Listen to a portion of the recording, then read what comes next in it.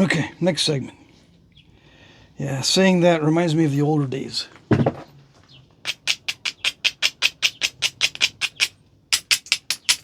The younger days of the channel.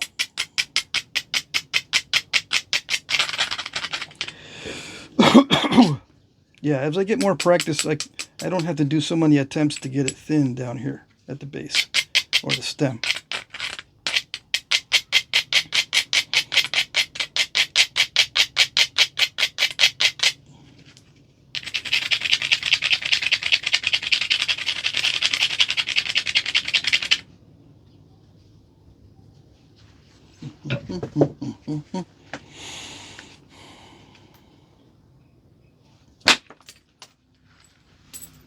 Is it thin enough?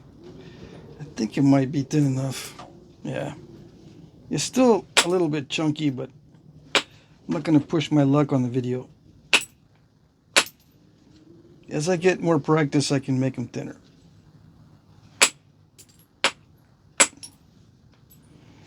Make them thinner between the thinning flakes. Yeah. So now it's just a matter of shaping up everything else.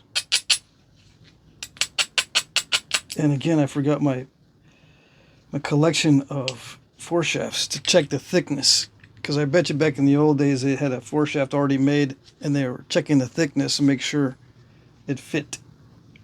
Yeah, this is going to be kind of chunky, but it doesn't matter. Clovises were chunky many times.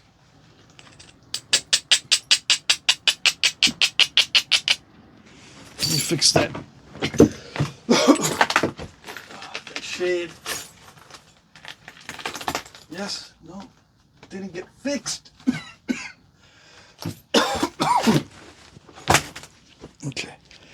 Yeah, the sun is just in the right spot to be in the wrong place.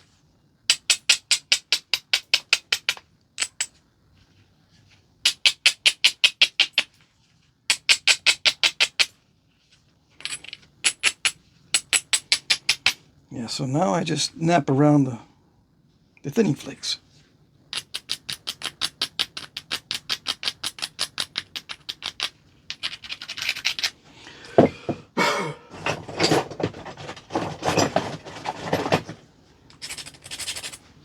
This is the sweat stage on this, although Clovises are not that difficult to make. The sweat stage is just not messing up the aesthetics.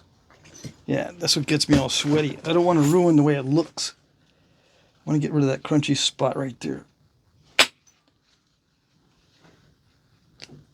Yeah, there we go.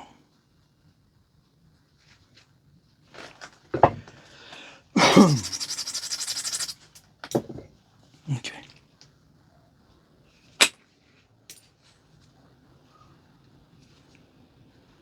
All right, so now it's just a matter of slowly picking at it with some good thinning flakes on the blade later, which is not too difficult.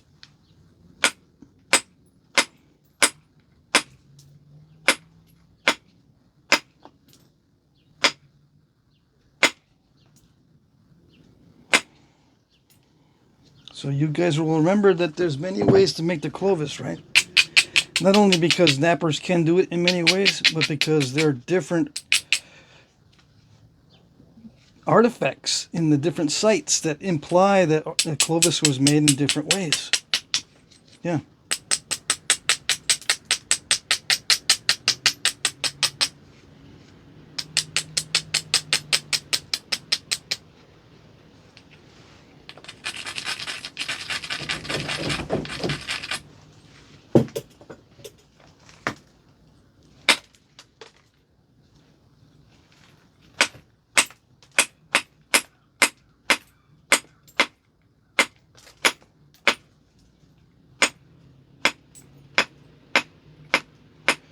I sold all my casts. I used to have a bunch of casts of Clovis points, and they ranged in size from real small ones, you know, narrow and small Clovis to large Clovis. But yeah, the average, I think I figured out the average was 1 1/4 inch wide by 3 1/4 inches long. And some Clovis points were resharpened heavily, so they probably started out longer than 3 1/4. The average for pristine pieces is probably like 4 inches. 1 1/4 up to 4 inches long.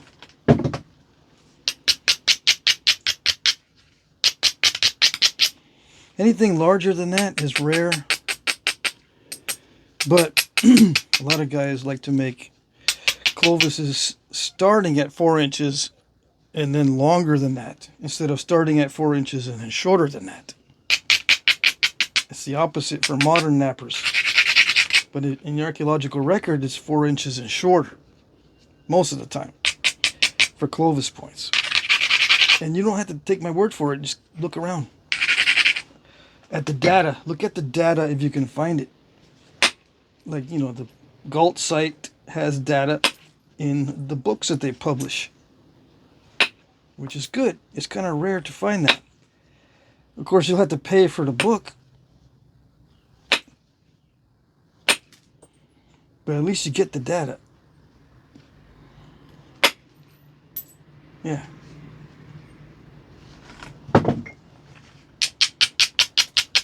Sometimes those Galt site books are on sale on eBay or somewhere cheap, a used copy.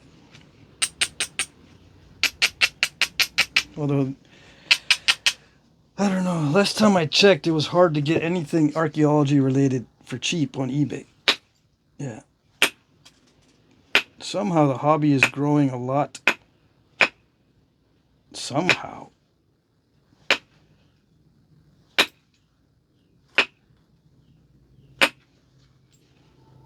Must be all these people making videos.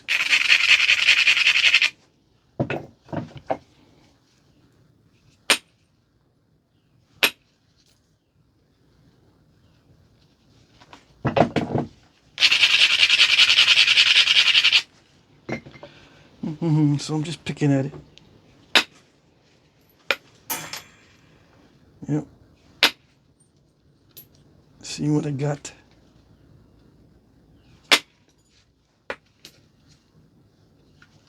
I might be able to take a big flake later on, somewhere, here and there. But for now, I'm just going to even it out. Smooth it out. It's much easier to take a big flake when everything's all smooth.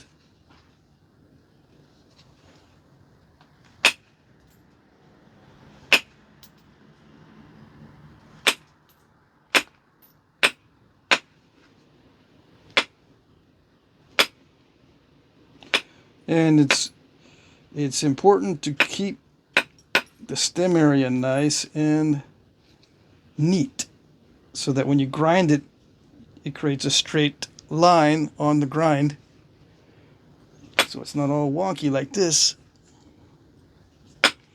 Keep this area nice and neat with short flakes. You do the long flakes on the upper half. All right. That sun is hitting me pretty hard now. I think I might close the door.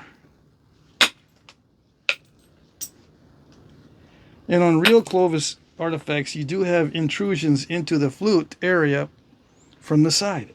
Yeah.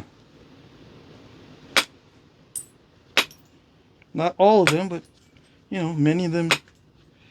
I might even say most of them have flakes that intrude into the flute area from the side, implying that the flute was made before the side flakes.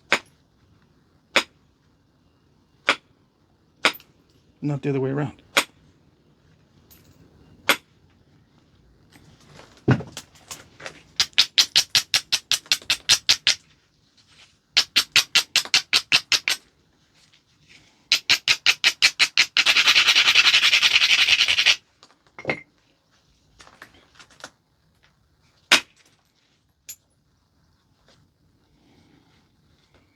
But some people, they really don't like the look of the Clovis if it's got a non-distinct flute. Like if you creep in from the sides and it doesn't look like it's pristine, they go, that doesn't look like a Clovis. It doesn't.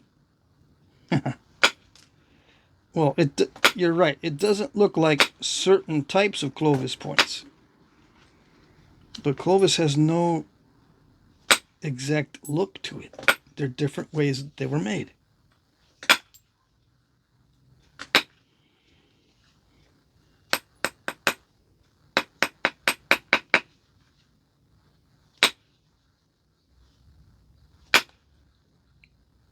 In the geographic area sometimes determines how they look. Like in the southwest United States, like with the Simpson points, the Clovis has very pointy tips and a very narrow waist. Why they did it that way, I don't know. Local culture. Yeah.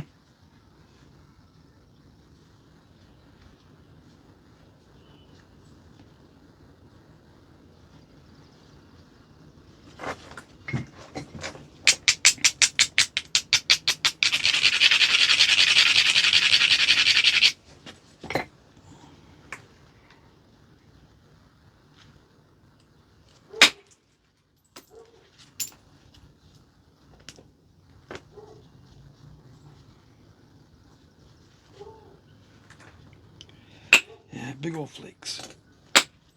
Let's do the other side.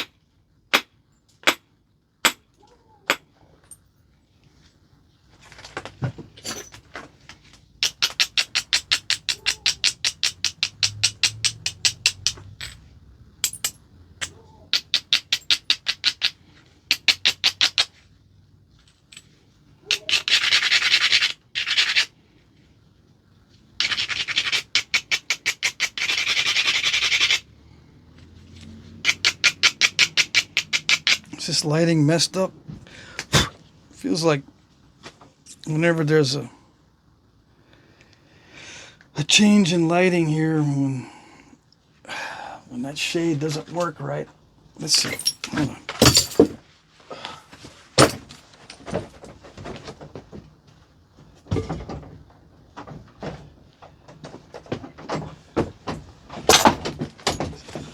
It's gonna heat up in here to 90 degrees very soon.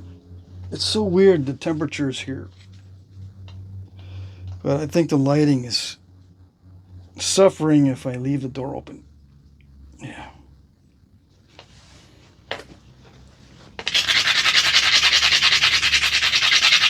So the sweat stage on this one is right now because I don't want to mess up the look of it. I don't want it too flakery.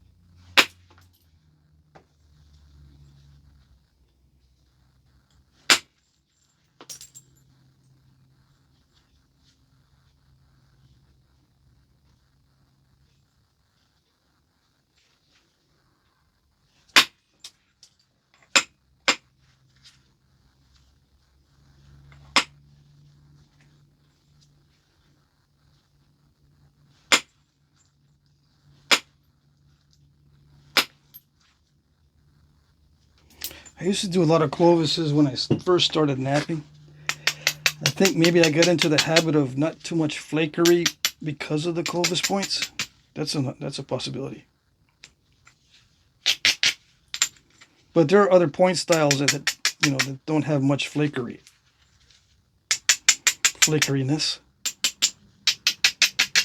Yeah.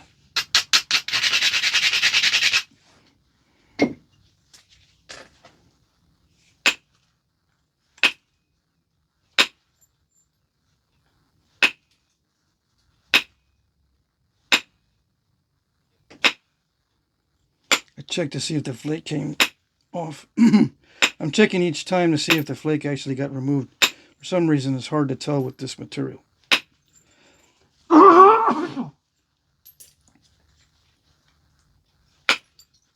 And very, very short flakes, just enough to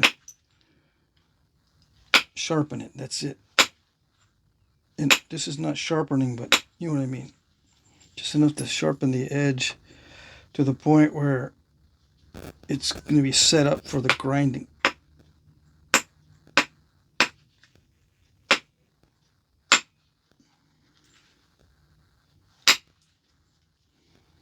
Again, you need to sharpen the edge or get it thinner.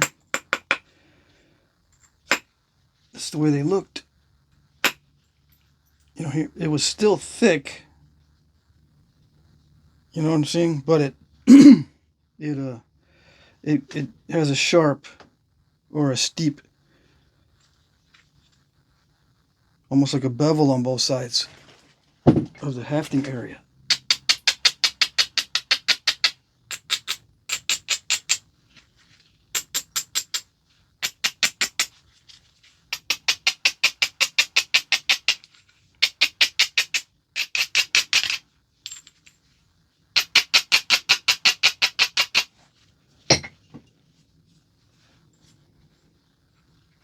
I can probably pressure flake that.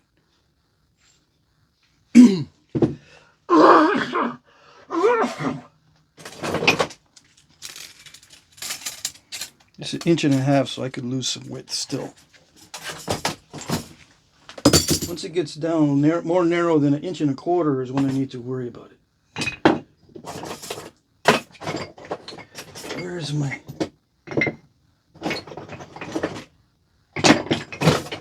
There it is. Yeah, okay.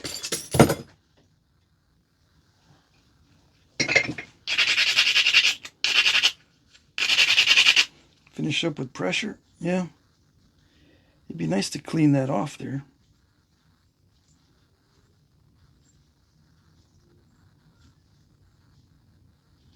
We'll see. Yeah, it doesn't need to be. I could run one more thinning flake. You can clear that off and run one more thinning flake, but it's risky at this stage. Yeah.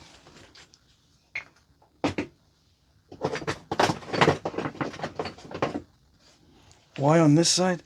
Because that's the side that has more of the convexity. The flake will run better here, but see how it dived a little bit? That's why it's risky, because you don't know, it may just break the whole thing in half. The thinner it gets, the easier it is for those flakes to dive all the way through to the other side.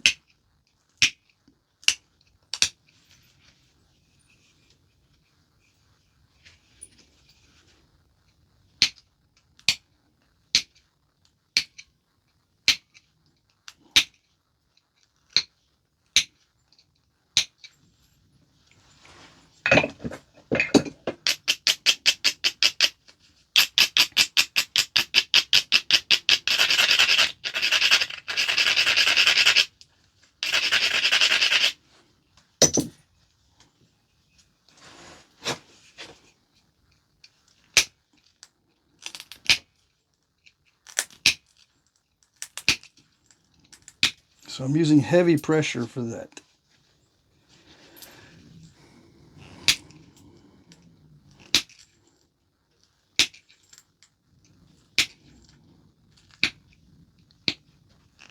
It's taken me several years to be able to do that without getting tired. right away.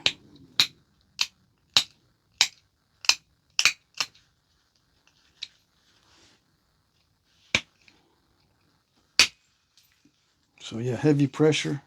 You run the risk of taking bites out.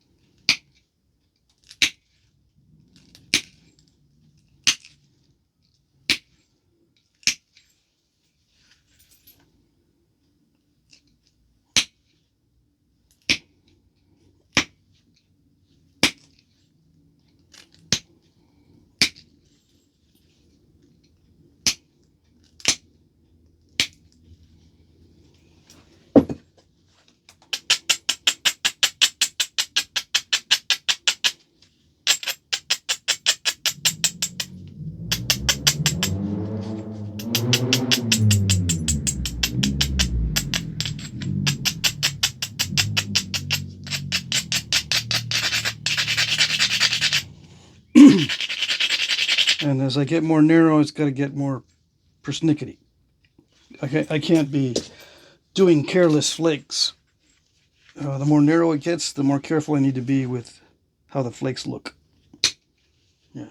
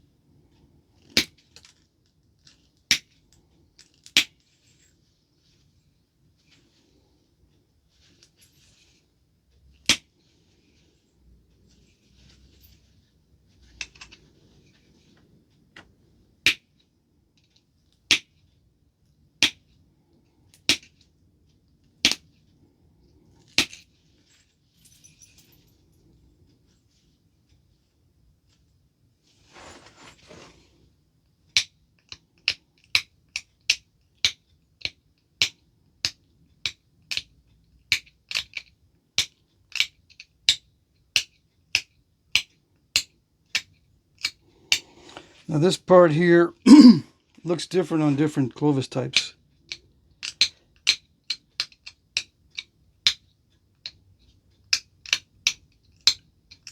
Some have ears that stick out a lot, some don't. Some are straight. Some have very constricted waists.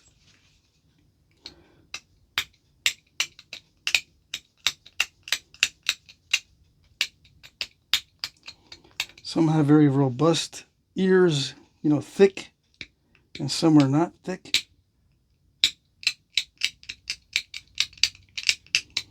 Some have a deep concavity and some don't. So yeah, there's variability in the Clovis.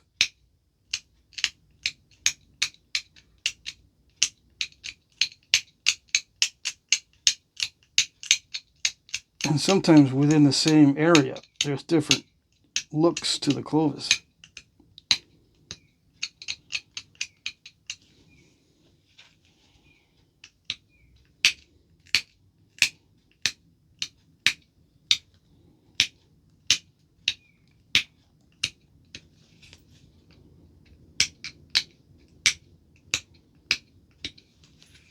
Different sizes too. One site might have different size Clovises. Some small, some big. The funny thing is, that's true of almost all other point types. But they focus on Clovis for some reason because I guess it's just, it attracts attention. Something about Clovis tickles the brain. It attracts attention. But what's true of Clovis is often true of other types as well. Like variations of the point. Variations of the overall look to them. Variations in thickness. Variations in size. That's true of many other point styles. And the lack of a lot of flakery. That's also present with other point styles.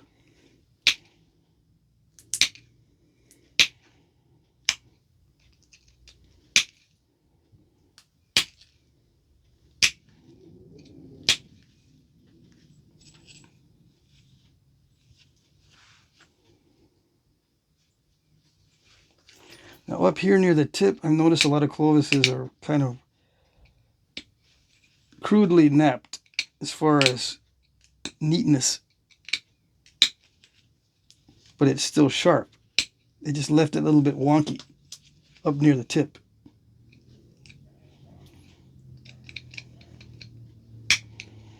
They're just concerned about sharpness, not too much about little persnickety flakes.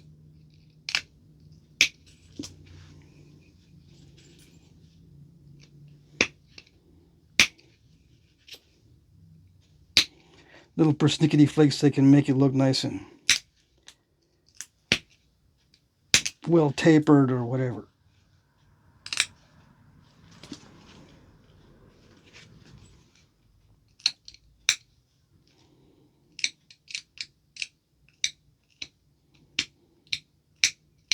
And there are not too many,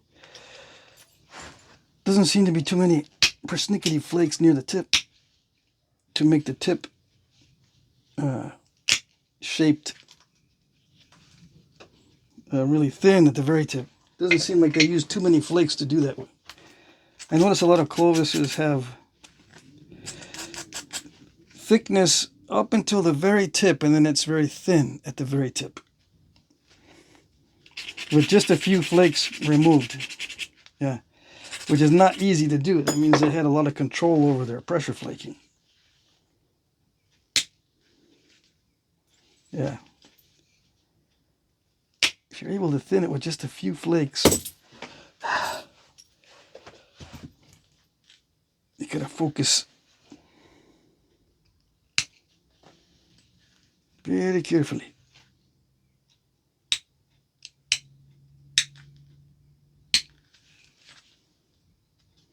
So you're trying to get it real thin at the tip. That's good enough.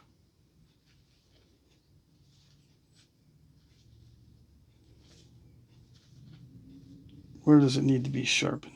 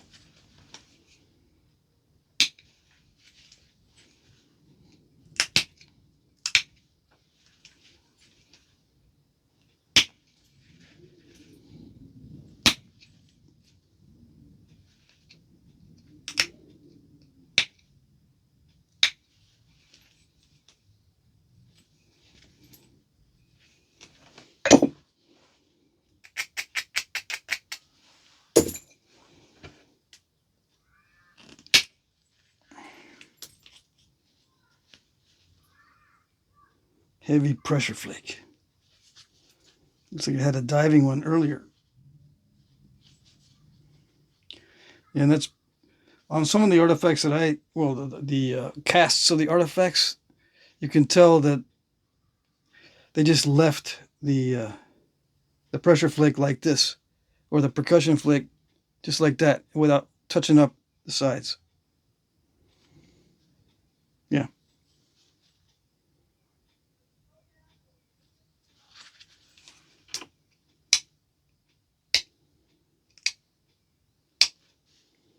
All right, so let's just finish up this area down here. 32 minutes. Good. Okay.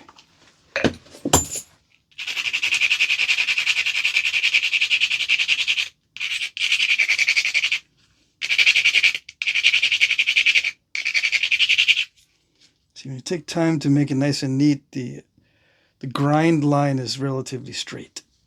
Yeah.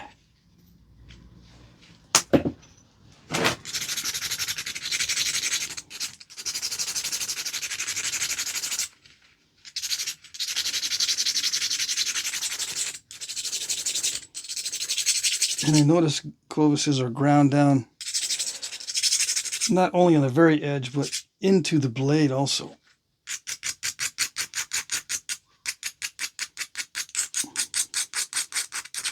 And down here didn't matter too much, as far as nice and straight.